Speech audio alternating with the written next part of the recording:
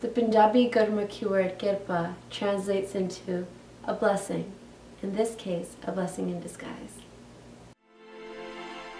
The inception of Kirpa came together when poetess Rupi Kaur and I got a chance to work together and decided, hey, we need to make a film. When I came up with Kirpa, it was a story that I wanted specifically Punjabi Sikh women to resonate with, but not limited to. I wanted it to be a story that everyone knew, but no one really told. I helped to write, shoot, and produce Kirpa.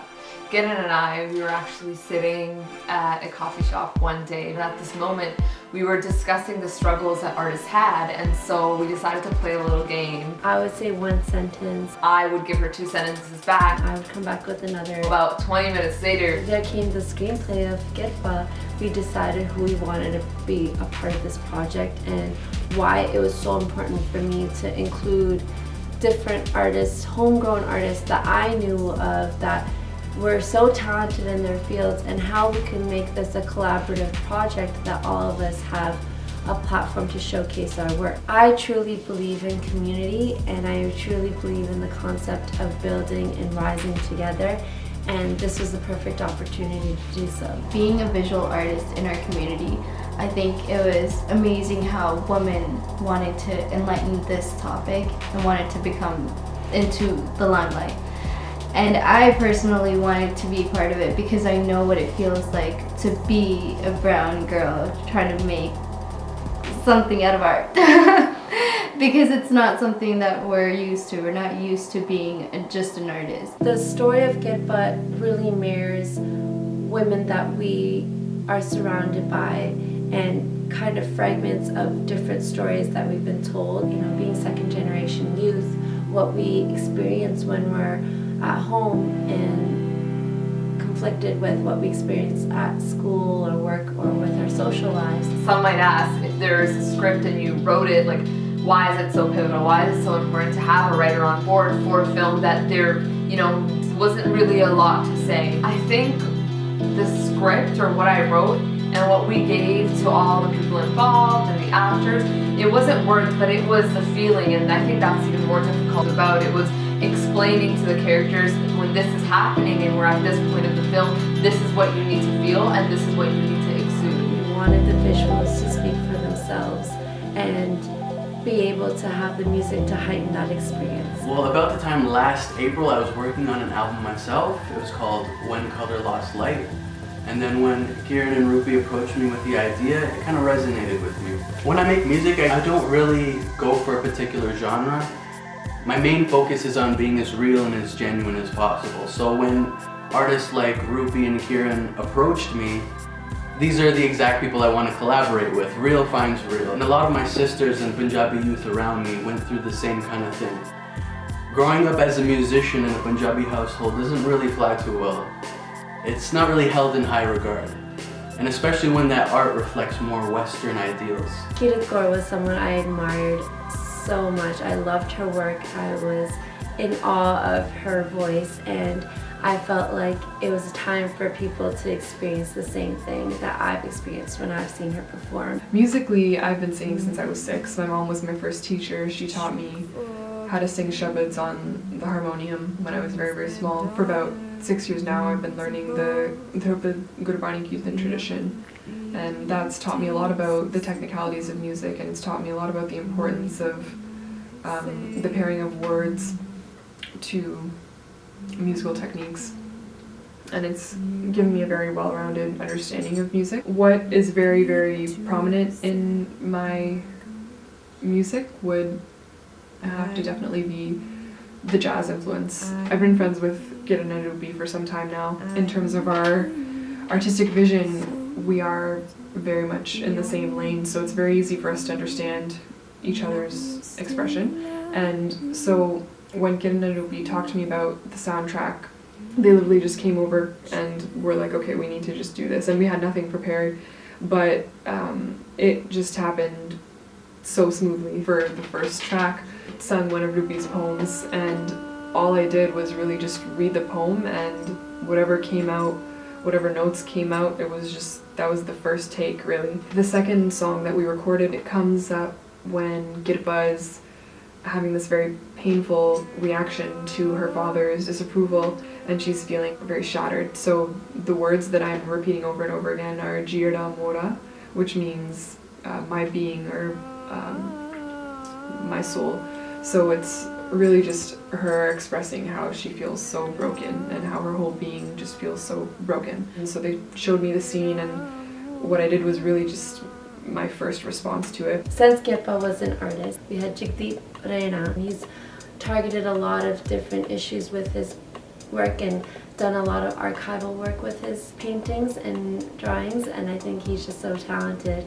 I really wanted to work with him and have his painting specifically in this film, as well as Gurmeet, who of course is just a phenomenal painter as well as sculptor, and having Anukor, who's a strong female who has amazing artwork. I contributed to the film through my artwork. There's actually a shot in the short film where the main character is carrying one of my pieces called Indira Gandhi. It reflects her character, her personality as community's past and important issues that she stands up for. The look that we were going for Kirpa, we were going for the vintage look, and we were going for more neutral, softer, earthly tones. We thought the perfect place would be Bridget Bardot. They are a local vintage shop here based in Toronto. They just had the most amazing clothing that I really felt worked well with Kirpa and the character that we envisioned. The Sakuja piece was showcased in the art gallery scene, which was fitting in completely in his element. He brought something quite glamorous, bright, something to make her feel liberated. The piece was very Gatsby 1920s inspired. This was from my Three Thirsts collection. Being the director and actor at the same time was very challenging. I felt like it was really pushing my limits and boundaries, and it was really hard to kind of just be Kirpa for 1 second, then be Kayray the next minute. For the peers that we wanted, we chose actors from Toronto Film School and Talent Inc. that I've personally worked with, and I thought they were brilliant in being the friends of Kirpa. Within the peers, we also wanted to have a strictly distinguished, sick, bearded, handsome man. Kirpa kind of having a crush or a thing with him. I really like the idea of, silhouettes, which you see within the car ride. We purposely didn't show the father's face because we didn't want to target a specific community. That all South Asian fathers are like this. The idea of the non-existent relationship. The father is just literally a figure in her life. It's not their fault, a lot of people don't realize that our parents have gone through so many hardships that they've never been able to communicate their feelings. They've never been asked, how was your day? They've never been asked, how things are going in their life and what they're feeling and what they want to accomplish and what their dreams are. A lot of that has been taken away from them, seeing that dilemma of like who's right or wrong in this situation. And it's not really about that, it's more so of just having that open dialogue of regardless of what field you want to go into and how much more dramatic it is for a woman to go into the arts. Kirpa actually has a successful exhibition. We realized that her father kind of sees that he could have been more supportive and he almost feels really guilty for not being there for her. But his way of apologizing is just him simply asking, how was your day? It's really up to the audience of what they believe and what they interpret. The first time I watched Kirpa was at its first screening. Scary, it was exciting, it was everything in a little jar of my heart. And I was very nervous because, of course, my voice was in it. It was nerve-wracking, to be honest, because you're exposed there. I was so nervous. I was extremely apprehensive. It was one of the best feelings ever. I felt so honored to be a part of it. Seeing the fruits of that labor was just so satisfying to me at that moment. Seeing it on a screen where hundreds of people are watching it, it's a nice feeling to know that people can now see what you do. The main character's life just kind of like synchronized with my own. The first time I saw it, I just burst out crying. And I never thought I would be feeling these emotions brought up and right in front of my mom. It was good to see this issue that kind of goes unnoticed and is ignored be realized in film format. But that moment when we played it and all my friends and family were watching and a whole room full of strangers, and I just hid behind this pole because I didn't want to be seen by anyone and I didn't want anyone to look at me while certain scenes were coming up. And I just remember crying.